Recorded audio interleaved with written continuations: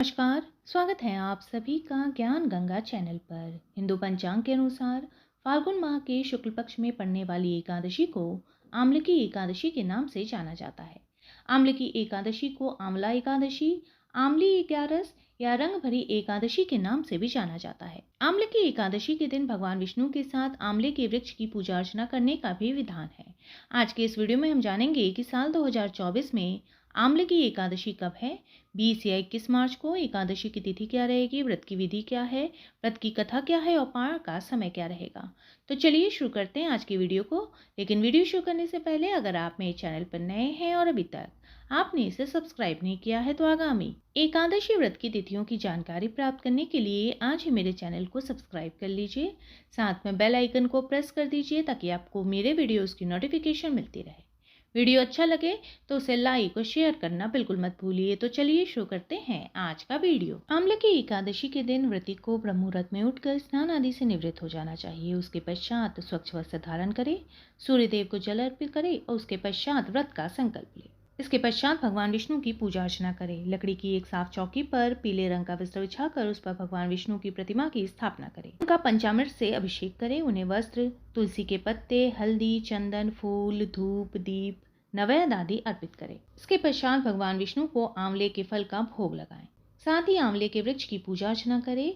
11 या 21 बार परिक्रमा करते हुए कच्चा सूत आंवले के पेड़ पर लपेटे। आंवले की एकादशी व्रत की कथा को पढ़े या सुने। भगवान विष्णु को भोग लगाएं। भगवान विष्णु की आरती करें।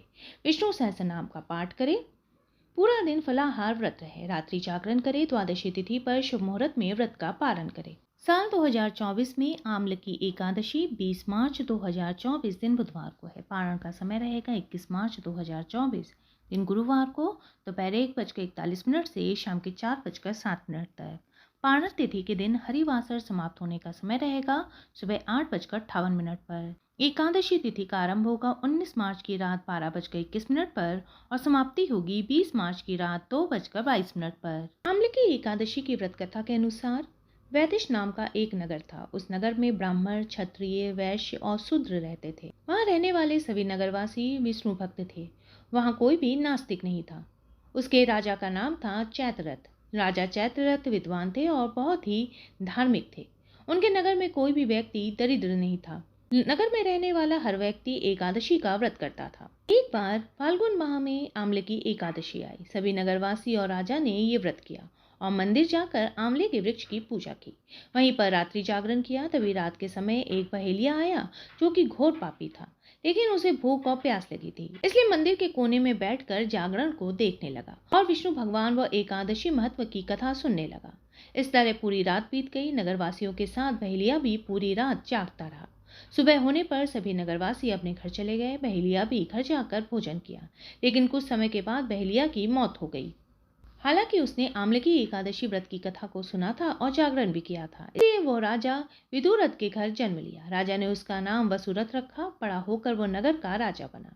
एक दिन वह शिकार पर निकला, लेकिन बीच में ही मार्ग भूल गया। रास्ता भूल जाने के कारण वह एक पेड़ के नीचे सो गया।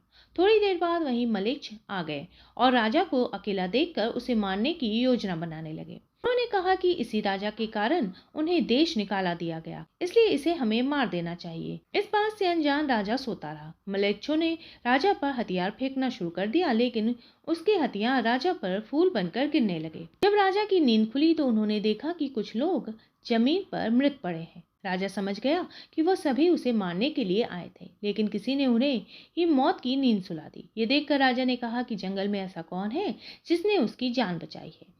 तभी आकाशवाणी हुई कि हे राजन, भगवान विष्णु ने तुम्हारी जान बचाई है।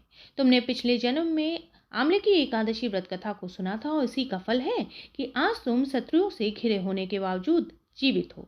राजा अपने नगर लौटा और सुखी पूर्वक राज करने लगा और धर्म के कार्य करने लगा।